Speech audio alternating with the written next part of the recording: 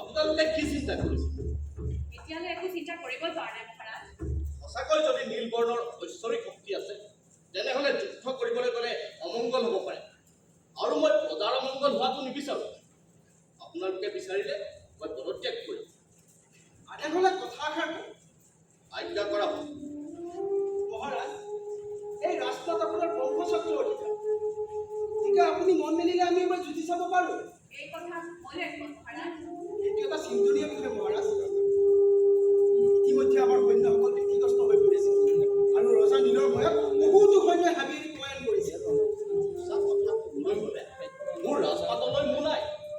মোৰ ৰাজ্যৰ মংগল, প্ৰজাৰ মংগল, ৰাইজৰ হুকুম মানিবলৈ সদায় প্ৰস্তুত। মহাৰাজ যি হয় হ'ব, এবাৰ যুঁজি চাওঁ দিয়ক। আবেগেৰে সিদ্ধান্ত নল'ব। ক্ষমা কৰিব মহাৰাজ।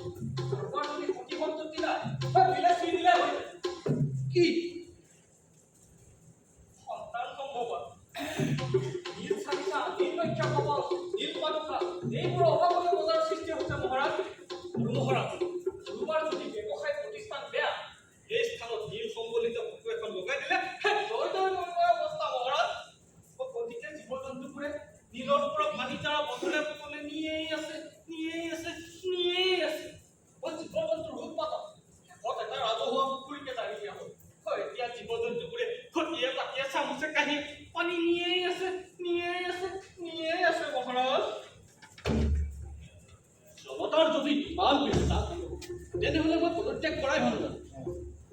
মহাৰাজ, আপুনি পদত্যাগ কৰিলে আমিও আপোনাৰ লগতে যাম। আপোনালোকে নীলবৰ্ণক ৰাজকাৰ্য পৰিচালনা কৰাত সহায় কৰে, আৰু মই আজিৰ পৰাই এই ৰাজকাৰ্যৰ পৰা চিন্তা কৰোঁ। মহাৰাজ, ময়ো আপোনাৰ লগতে যাম আৰু আপোনাৰ লগতে হ'ব।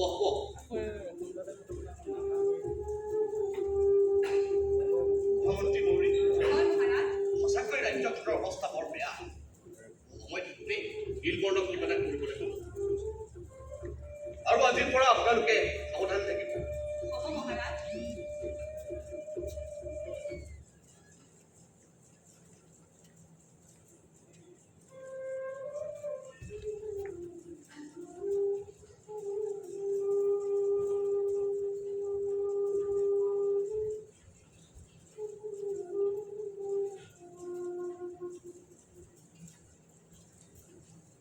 চিনি নোহোৱা ৰজা আৰু ৰাজ্য নোহোৱা ৰজা একেই কথা পাতিছে।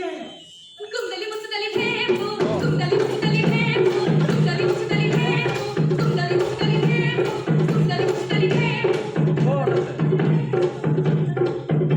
আগৈ আছে